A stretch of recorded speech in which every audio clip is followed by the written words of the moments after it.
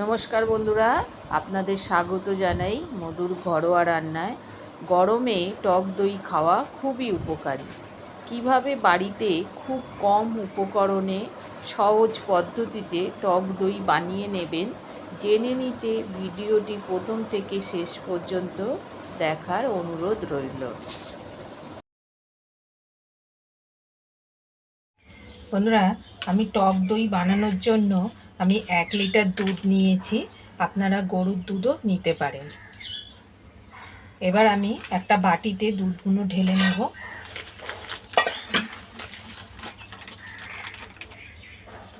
খুব সবাই বানিয়ে নিতে পারেন, এতে এমন কিছু খাটনি নয়, খুব সহজ উপায়ে হয়ে যায়।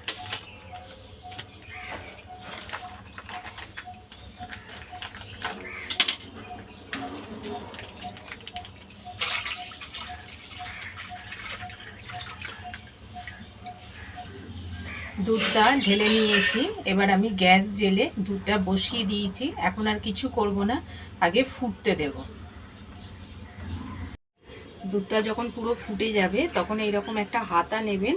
এইবার ফুটে যাওয়ার ফলে এবার হাতাটা দিয়ে কন্টিনিউ নেড়ে যেতে হবে, যাতে এর উপরে সর না পড়ে।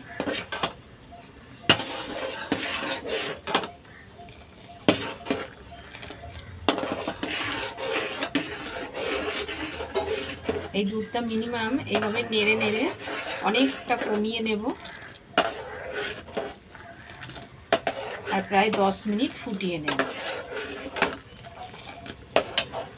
মিডিয়াম আঁচ করে।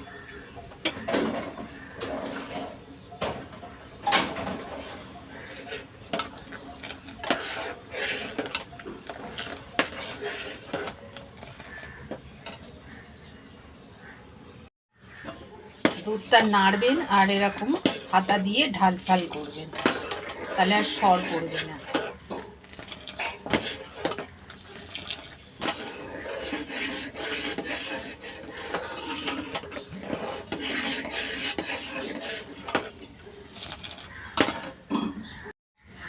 দুধটা ফুটে ফুটে দেখুন একদম একটু কালার চেঞ্জ হয়ে গেছে, হালকা হলুদ রঙের হয়ে গেছে।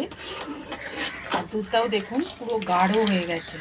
আর কন্টিনিউ আমি নেড়েছি, এটা দেখুন সর পড়েনি।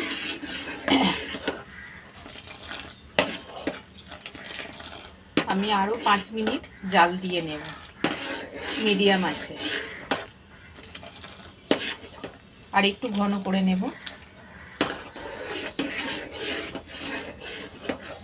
যত ঘন করবেন দইটা তত ভালো বসবে।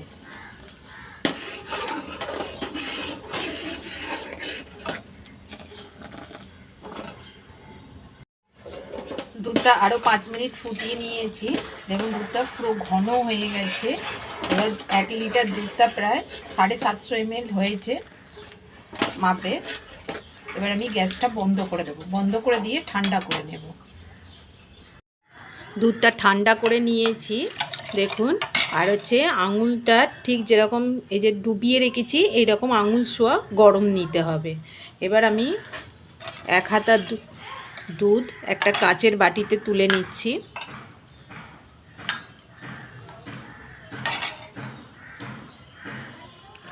দেখুন আমি একটা টক দই নিয়েছি রেড কাউয়ের, এর থেকে আমি 1/2 চামচ টক দই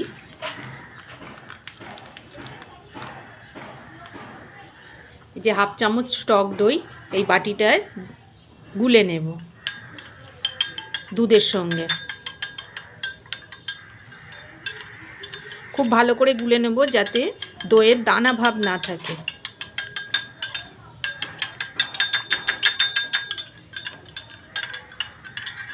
এক লিটার দুধে 1/2 চামচ টক দই দিলেই হয়ে যাবে।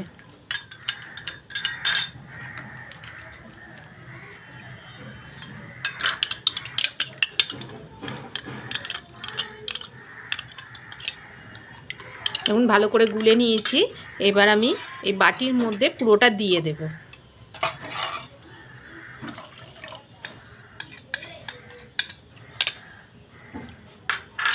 দিয়ে এবার হাতাটা দিয়ে ভালো করে মিক্স করে নেব। নিয়ে হাতায় দুধটা তুলে এরকম ভালো করে ফেটিয়ে নেব।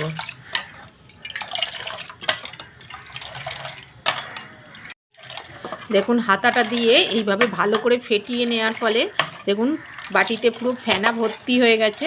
যখন দেখবেন এরকম ফেনা ভর্তি হয়ে গেছে তার মানে মিক্সটা ভালো হয়ে গেছে। আর করব না। এবার আমি একটা স্টিলের বাটি নিয়েছি, এই বাটির মধ্যে বসিয়ে দইটা বসাবো। আর নেব হচ্ছে এই 2 হাতা দুধ, এই কাঁচের বাটিটাও বসাবো। আর সব দুধটা এই স্টিলের বাটিটায় ঢেলে দেব।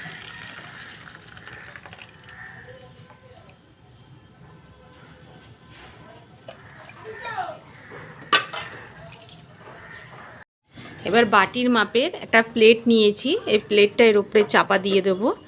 আর এই বাটিটারও একটা প্লেট নিয়েছি, চাপা দিয়ে দেব।